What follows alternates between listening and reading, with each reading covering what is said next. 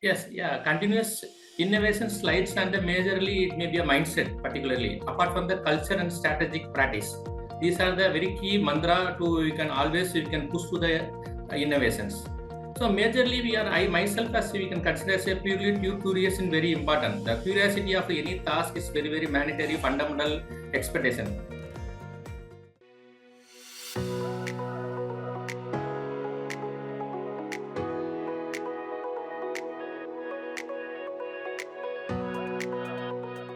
Hello and welcome back to FaceTime with Leaders by DirectorsInstitute, World Council of Directors, the podcast that brings you up close and personal with the pioneers shaping industries.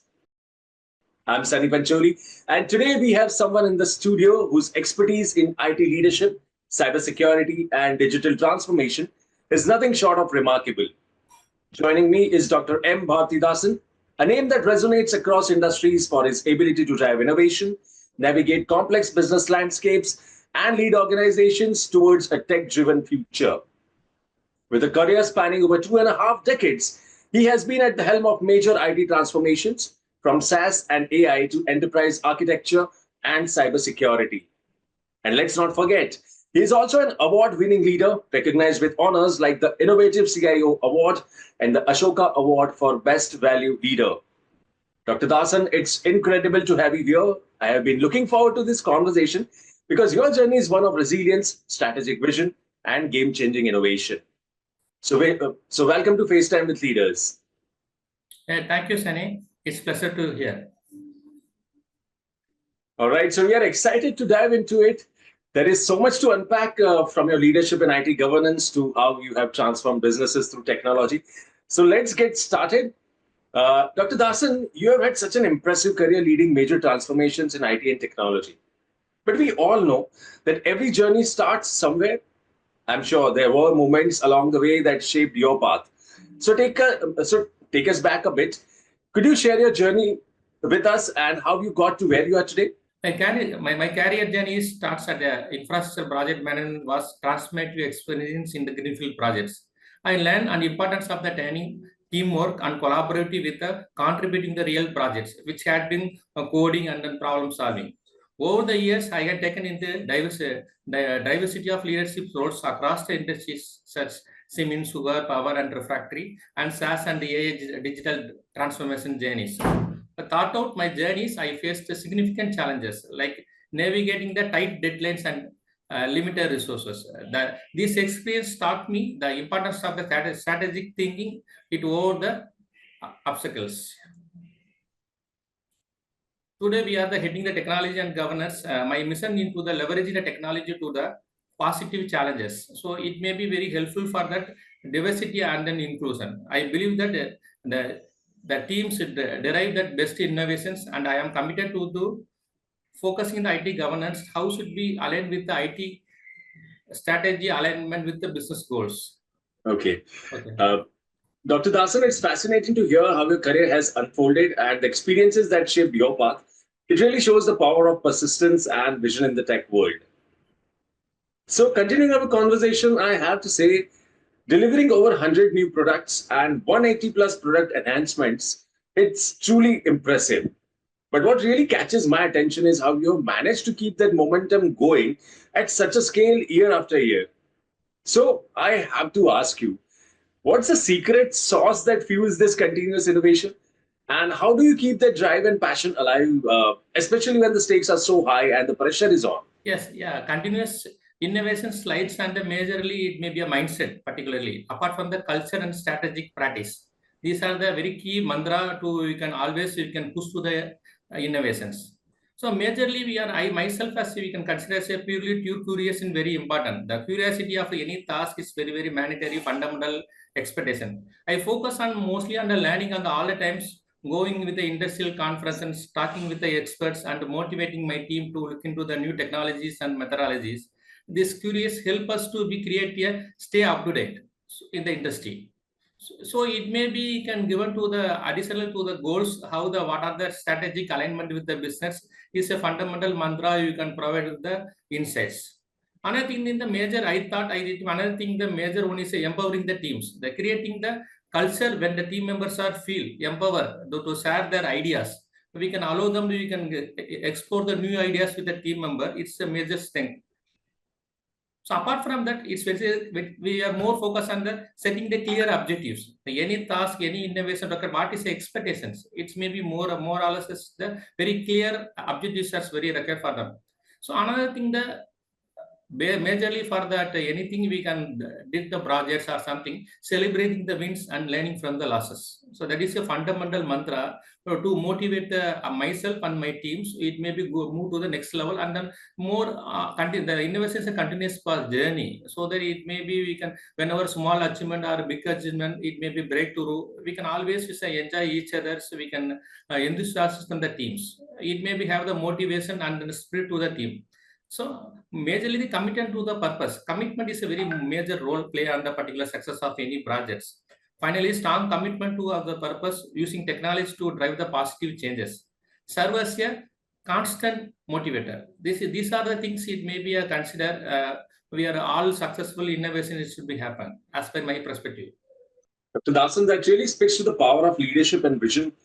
Innovation isn't just about the next big idea, it's about creating an environment where those ideas can thrive.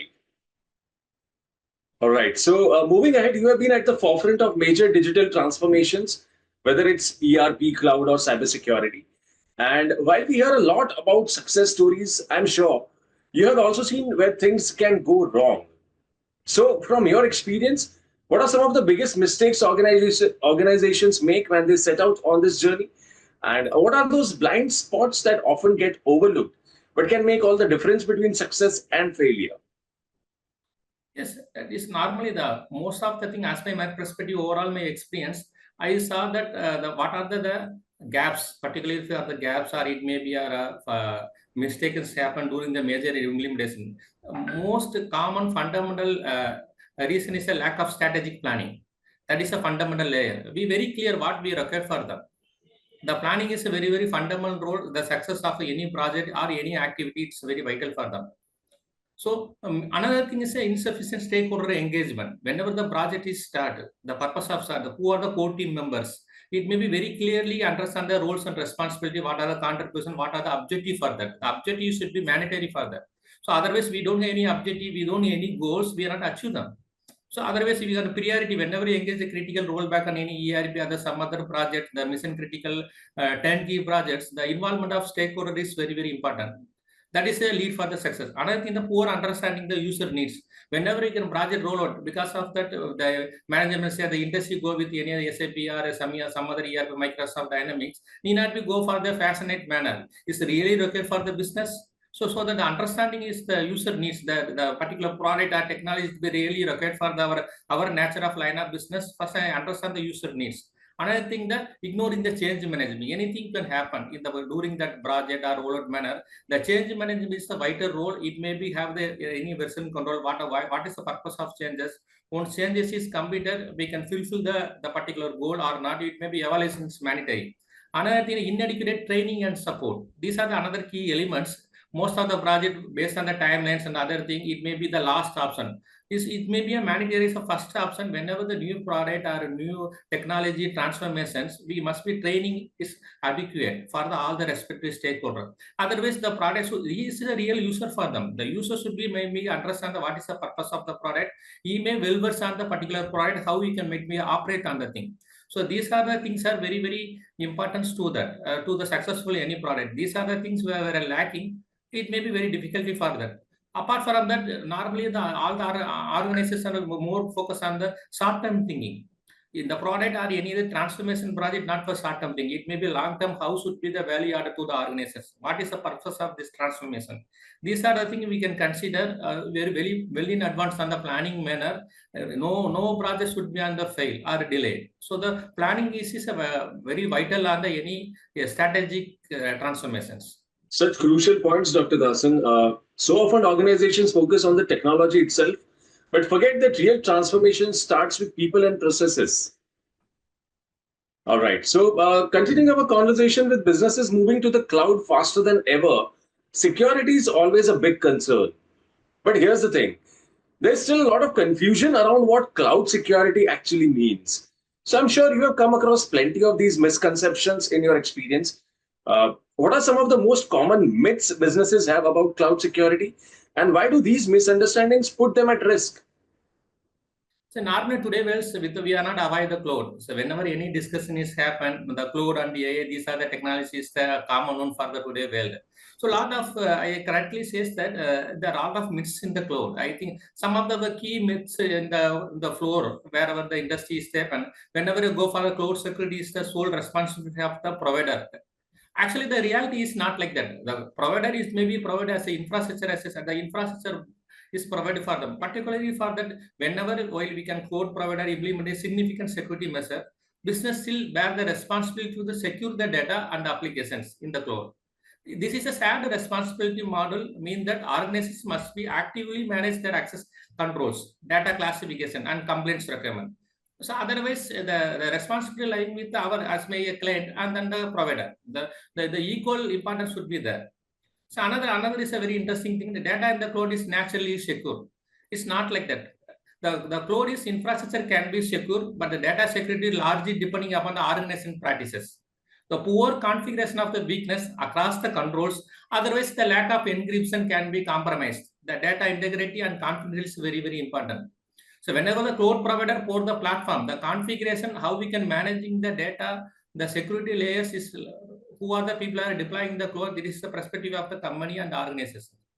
The majorly the another thing, cloud security breaches are rare. It's not again the thing. When we are configuring this very thing, the cyber attacker oftenly targeting the cloud services. Make it essential business to remain vigilant and proactive with their respective security. We can measure them periodically, do for the attack simulation and then VAPT, which are the area we can secure our cloud. Because periodically maybe we can secure them. Otherwise, once we can deploy it, otherwise no issues for that. Is a periodical evaluation should be required. So for all cloud services provided equally secure. This is one of the myths in across the world. Different cloud service are offering various level of security. The public clouds may be having a different security profile. Similar way, the private or hybrid clouds or organization must be access security features. The practically it may be naturally different. Another thing is the migrated to the cloud means less controls are over the data. No, nothing like that. So all the controls, data and data points are everybody is lying with the organizations only. The organization can be maintain a significant control. So over the data through proper configuration governance framework. Periodically assessments and reviews should be mandatory for them. Cost savings mean compromised security. That is a major myth right now. So everybody says that we are moved to the cloud, somewhere we can reduce the cost, particularly for the capex in the large information investment. Although cloud solutions can be more cost effective, however, compromise on the security measures for the cost cutting can be lead to significant risk. So that whenever we can go for the cloud infrastructure, we can architecture is very clear about how secure in the cloud, what are the essential components like similar to the firewall, web application firewall, what are the multi-factor authentication. These are things should be collaborated. Instead of cost, we can cut on these are the line items, is a major risk for us. So majorly, final one thing, the cloud security is not as good as an on-premises security. Cloud security can be highly effective, often more so than on-premises security. Due to the advanced technology and expertise cloud provider offer. Whenever we can go for anything, we can decide which are the thing all organizations must be go for the cloud. It's not a mandatory. Based on your line of business, is really required for the cloud, you can go for it naturally based on the business requirement. Otherwise, we can go for hybrid and on-prem. The cloud is another feature that whenever we are dynamically expanding the business, we can use for multiple like the AI, ML, or cloud dynamically in click and base are the required for them. Naturally, you can confidently go for it. One thing we can make them, so whenever you can go for deploy on-prem or cloud, the security and compliance and the data privacy is mandatory. This is organization responsibility, not from the cloud vendor. That's a very clear message so that whenever this is a template, we can provide the code. How we can operate them, this is in our hand. Such an important reality check, Dr. Dasan. So many businesses assume security is handled just because they have moved to the cloud. But as you have pointed out, that's far from the case. So looking at everything you have accomplished, Dr. Dasan, from driving large-scale digital transformation to leading innovation in cybersecurity and cloud, it's clear that your impact has been significant. But I'm curious, what's next for you?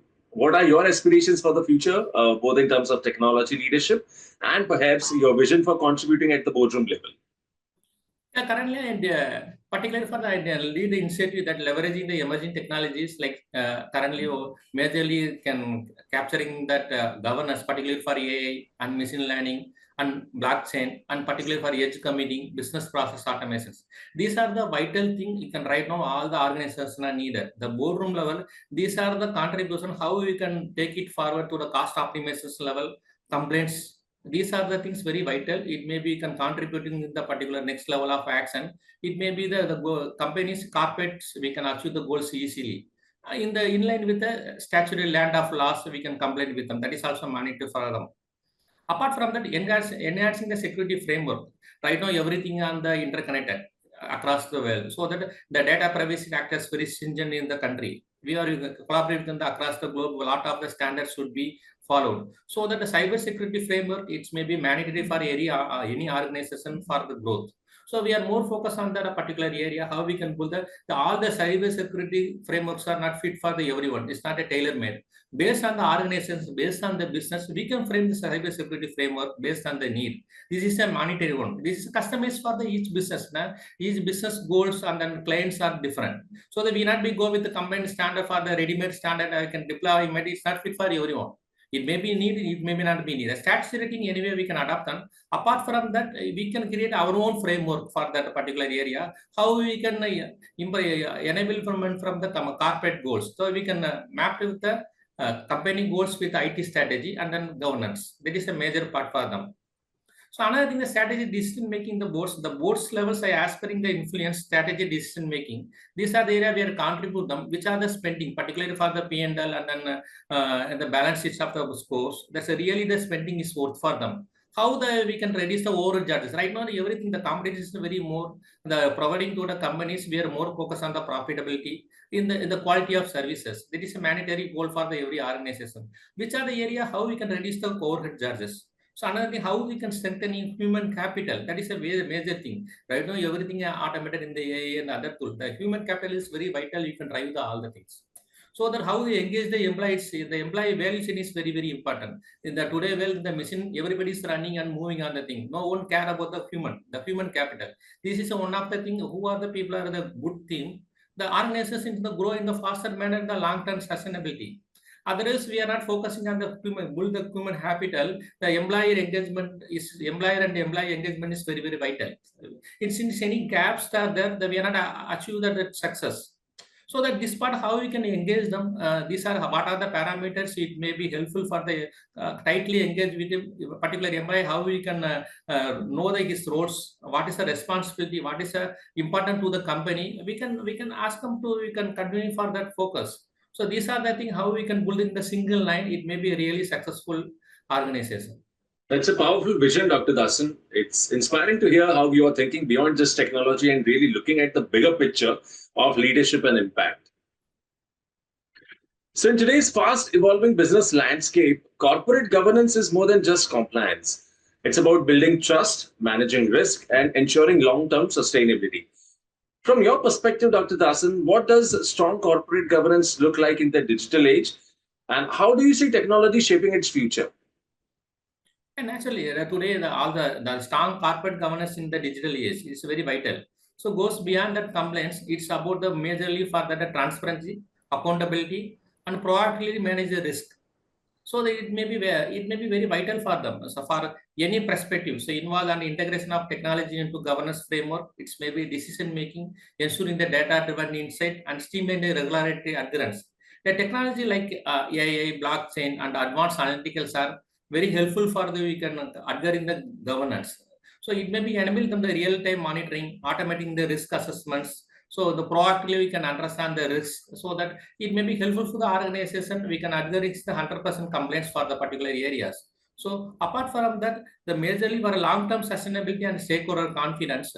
So these are the things are very vital. So we can yearly we discuss on the frameworks, the security cyber framework and governance framework. Everything aligned on that thing. Majorly we are more focused on the KPI part of the governance, not only for governance in the statutory purpose.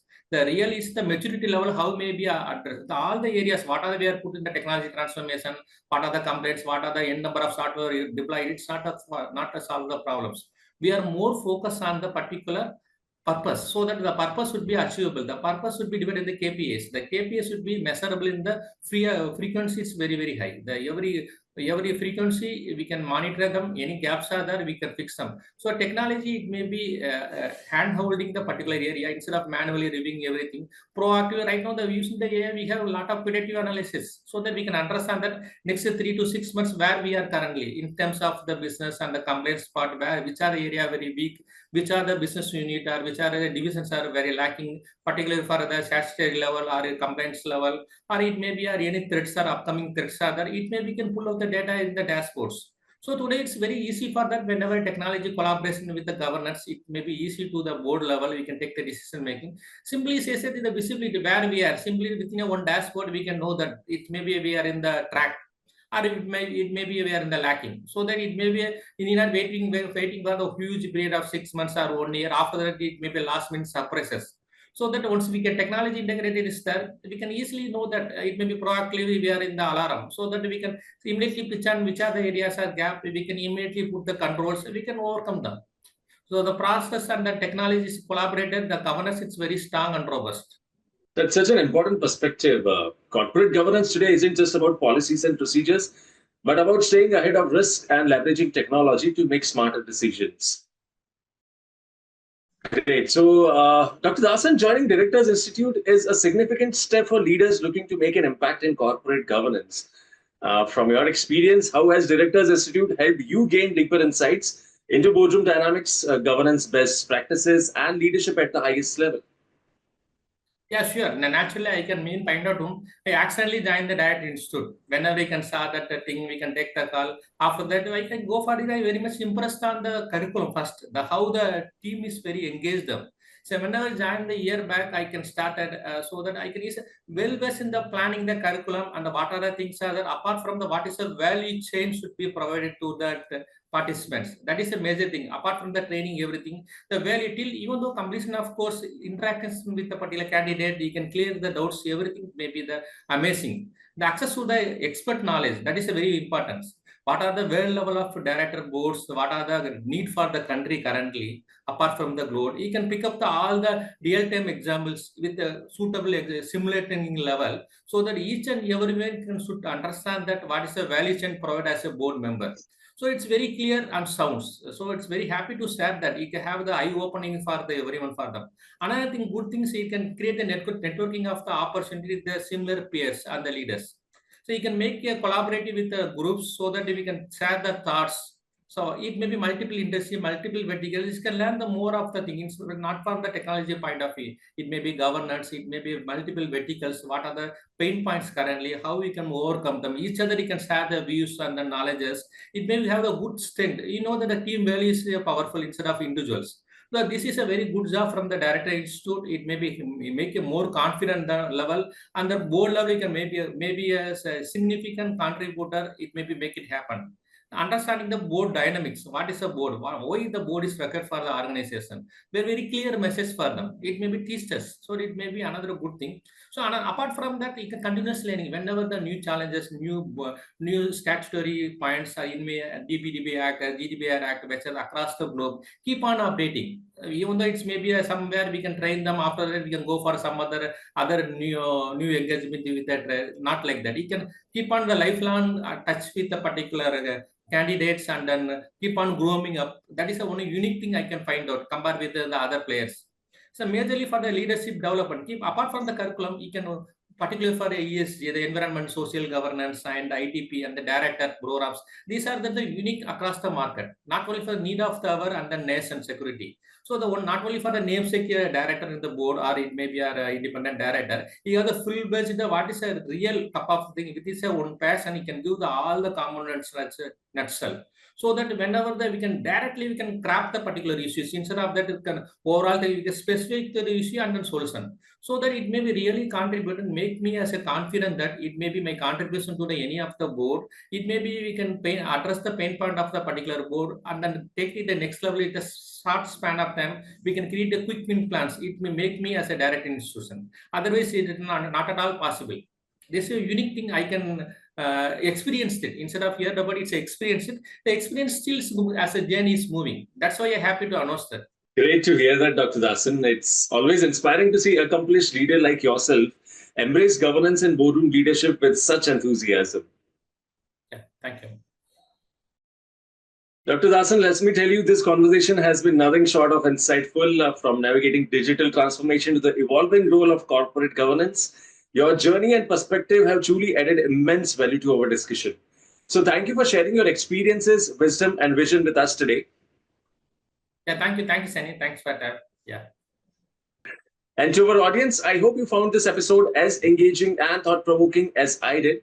If you are looking to step into board leadership or deepen your understanding of governance, take inspiration from leaders like Dr. Dasan, who continue to evolve, learn, and lead with impact. That's it for this episode of FaceTime with Leaders by Directors Institute, World Council of Directors. Stay tuned for more conversations with industry pioneers shaping the future of business and leadership. Until next time, keep learning, keep leading. Thank you so much and have a nice time.